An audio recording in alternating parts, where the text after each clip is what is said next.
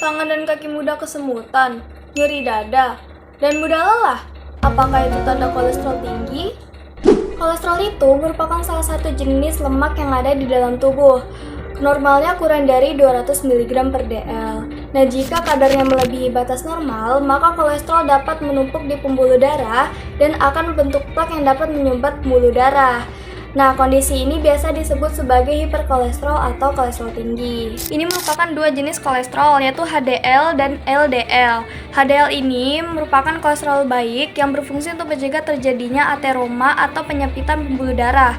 Ateroma itu plak lemak yang menumpuk di dinding arteri pembuluh darah.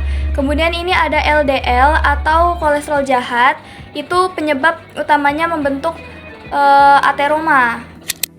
HDL disebut baik karena lipoprotein tersebut sebenarnya membawa kolesterol ke liver untuk dibuang dari tubuh.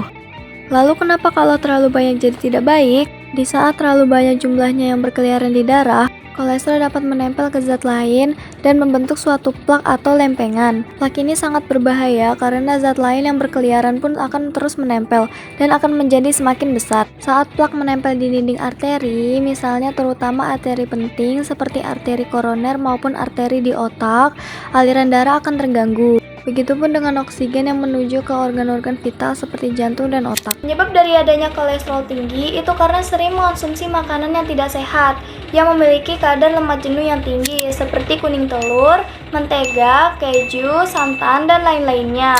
Kemudian jarang berolahraga dan beraktivitas, sering mengonsumsi minuman beralkohol, sering merokok, kemudian obesitas, dan penyakit lainnya seperti hipertensi dan diabetes mellitus.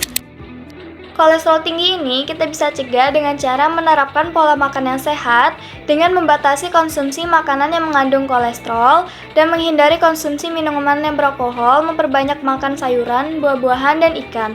Kemudian berolahraga secara teratur dengan aktivitas fisik dapat memperbaiki kadar kolesterol dalam tubuh. Usaha untuk berolahraga selama 30-60 menit tiap hari, misalnya jogging, lari, bersepeda, atau berenang. Menurunkan berat badan berlebih. Dengan menurunkan berat badan, kadar kolesterol total juga dapat menurun. Kemudian menghentikan kebiasaan merokok. Merokok juga dapat meningkatkan resiko penyakit jantung dan mempercepat penumpukan plak dalam arteri. Nah, jika ada tanda-tanda yang mengacu pada kolesterol tinggi, kalian bisa cegah dengan cara seperti ini. Sebenarnya kolesterol itu ada yang menimbulkan gejala dan ada yang tidak menimbulkan gejala.